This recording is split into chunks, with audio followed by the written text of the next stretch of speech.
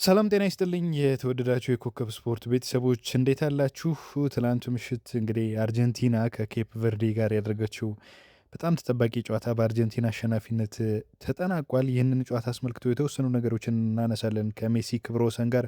ከዛ ባሻገር ከሜሲ ከጨዋታው በኋላ ምን አስተያየት ሰጠ፣ ስካሎኒስ ደግሞ ቡቢስታ የኬፕ ቨርዱ አሰልጣኝ ምንድን ነው ያደረገው የሚሉትን ነገሮች እንደዚሁ እናነሳለን። ከጨዋታ በኋላ የተሰጡ አስተያየቶችን፣ ቁጥራዊ መረጃዎችን እናነሳለን። አብራችሁ እንድትቆዩ እንጋብዛለን። ይሄ ጨዋታ እንግዲህ በብዙ ደጋፊዎች ዘንድ በተለይ በትኩረት የተመለከትነው ጨዋታ ነበር ማለት ይቻላል።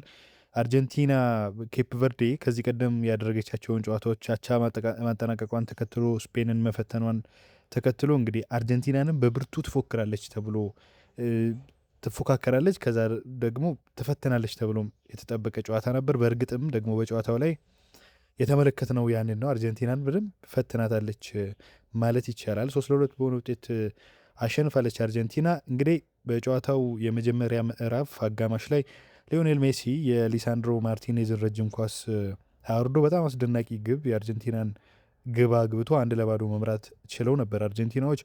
ኋላ ላይ እንግዲህ 60ኛው ደቂቃ አካባቢ ሁለተኛው አጋማሽ ላይ የኬፕ ቨርዱ ዴሮይ ዱዋርቴ ግሩም ጎል በማስቆጠር እንደዚሁ አቻ ማድረግ ችሎ ነበር። ቡድኑን እንግዲህ በጣም በጥብቅ ሲከላከሉ ነበር የኬፕ ቨርዶቹ ተጫዋቾች። በተለይ በአማካይና በተከላካይ ክፍል ውስጥ ያለው ጋፑ በጣም ጠባብ ነበር እና የአርጀንቲና ተጫዋቾች የግብ ዕድሎችን ለመፍጠር ሜሲንም ጨምሮ በጣም ተቸግረው ነበር እና በጨዋታው ሁለተኛ ምዕራፍ ላይ የተመለከትነው ያንን ነው። ተጨማሪ ግብ ማግኘት አልቻለችም እንደዚሁ አርጀንቲና። ኋላ ላይ እንግዲህ ሊያንድሮ ማርቲኔዝ ነው አርጀንቲናን እንደገና መሪ ያደርገው። የመደበኛው የጨዋታ ክፍለ ጊዜ 90 ደቂቃው ተጠናቆ በተጨመሩት 30 ደቂቃዎች ውስጥ እንግዲህ 92ኛው ደቂቃ ላይ ሊሳንድሮ ማርቲኔዝ አርጀንቲና እንደገና መሪ ያደረገበትን ግብ አግብቶ ነበር። አስገራሚው ነገር ደግሞ 103ኛ ደቂቃ ላይ የኬፕ ቨርድ ሲድኒ ካብራል አስደናቂና በራሱ የግል ጥረት ያስቆጠረው ግብ እንግዲህ ቡድኑን አቻ ማድረግ የቻለበትን አጋጣሚ የፈጠረ ነበር። ከዚህ በኋላ የነበሩት እንግዲህ የጨዋታ እንቅስቃሴዎች በጣም ሳቢ ነበሩ ማለት ይቻላል። አርጀንቲናዎች በጣም በሶስተኛው የሜዳ ክፍል በጣም ተጭነው ተጋጣሚያቸው ኬፕ ቨርዴ ላይ ጫና ፈጥረው ተጫውተዋል። ይሁን እንጂ ግብ ማግባት እድልን በተደጋጋሚም እንኳን ባያገኙ እንግዲህ መጨረሻ ላይ 3-2 እንዲያሸንፉ የረዳቸውን ግብ ከሜሲ የማዕዘን ምት የተሻማው ኳስ ነው ግብ መሆን የቻለው። ክርስቲያን ሮሜሮ በግንባሩ ገጭቶ ሜሲ ያሻገረለትን ኳስ እንደዚሁ ማስቆጠር ችሏል። በኬፕ ቨርድ ተከላካይ ዲኔ ቦርገስ ላይ ተደግፎ ነው እንግዲህ የገዛ ራሱ ጎል ሆኖ እንዲገባ ያደረገው የአርጀንቲናን አሸናፊ ማድረግ የቻለ ነበር። እንግዲህ በጣም ፈታኝ የሆነ ጨዋታ ነበር። ይሁንና 3-2 በሆነ ውጤት ተጠናቋል። ይሄ ጨዋታ በአርጀንቲና አሸናፊነት ፈታኝ ቡድን መሆኗንም አሳይታለች ኬፕ ቨርድ በዚህ ጨዋታ ላይ። ሜሲ በዚህ ጨዋታ እንግዲህ እድሜው 39 ዓመት ቢሆንም በርካታ የዓለም ዋንጫ ታሪኮችን እንደ አዲስ ጽፏል። ክስተት መሆኑን በድጋሚ ማሳየት የቻለ ተጫዋች ሆኗል። ሊዮኔል ሜሲ በዓለም ዋንጫ ታሪክ 30 ጨዋታዎችን የተጫወተ የመጀመሪያው ተጫዋች ሆኗል በታሪክ ማለት ነው እና በጣም የሚገርም ክብረ ወሰን ነው። ከዛ ባሻገር ግቦቹንም ስንመለከት እንግዲህ ሙሉ የዓለም ዋንጫ የጎል ክብረ ወሰኑን አሁን ወደ 20 አድርሷል። 20 የዓለም ዋንጫ ግቦችን አስቆጥሯል ሊዮኔል ሜሲ። የምንጊዜም ከፍተኛ ግብ አስቆጣሪነት ክብረ ወሰኑንም እንደዚሁ መብራት እንደቻለ በ20 ግብ ተመልክተናል።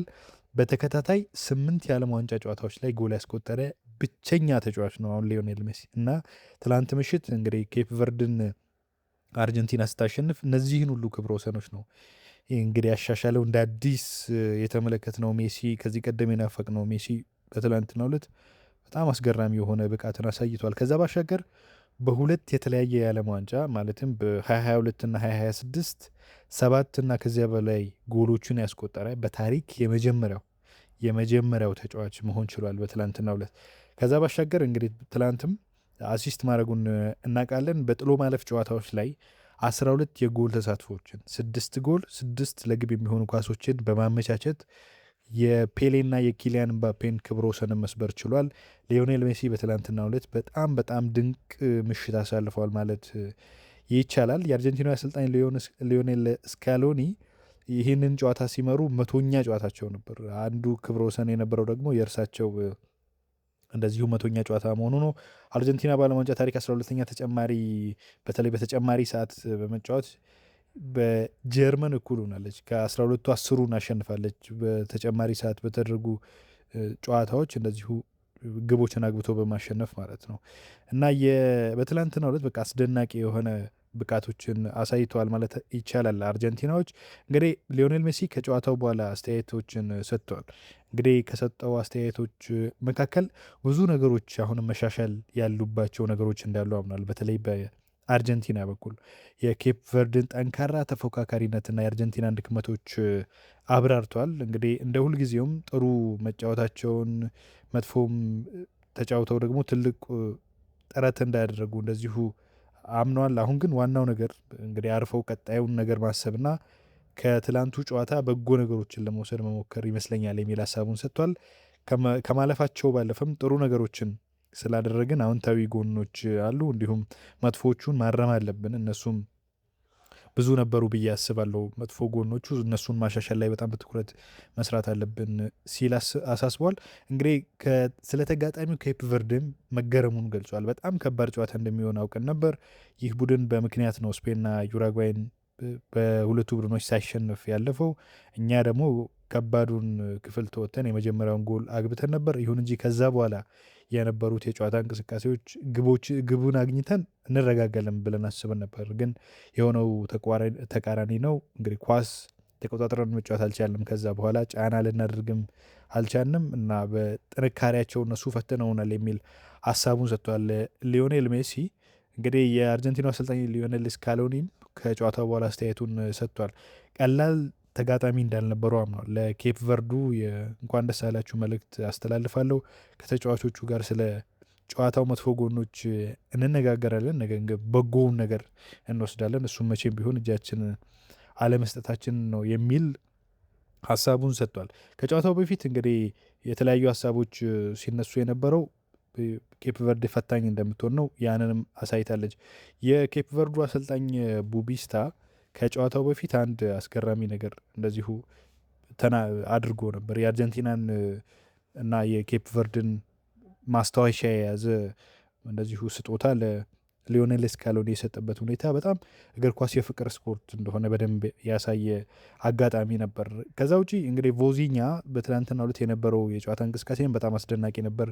የተለያዩ ኳሶችን ሲያድን ነበር እና ከጨዋታው ማጠናቀቂያ ፊሽካ በኋላ ወደ ሊዮኔል ሜሲ ስትራመድ አይተሃል እና ምን ተባባላችሁ ብለው ጋዜጠኞች ጠይቀውት ነበር እና ወደ እሱ ከሄደ በኋላ ብዙ መናገር እንዲህ ሳይጀምር አቅፎት በጣም ጎበዝ እንደሆነ እንዳበረታታው ተናግረዋል። እንግዲህ ህዝቦቹ በተለይ የኬፕ ቨርድ ሰዎች በአንተ ሊኮሩ ይገባል ብሎኛል ብሎ በጣም በደስታ ሲናገር እንደዚሁ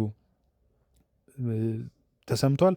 እሱም እንግዲህ ታላቅ እንደሆነ ሜሲ የምንጊዜም ከፍተኛ ድንቅ ተጫዋች እንደሆነ ምናምን ነግሬዋለሁ ብሏል። ከዛ ማሊያ እንዲለዋወጡ ጠይቆት ነበር። ኋላ በመተላለፊያ ውስጥ እሰጥሃለሁ ችግር የለውም ብሎት ማሊያውን እንደዚሁ አውልቆ እንደሰጠው ተነግሯል ማለት ነው።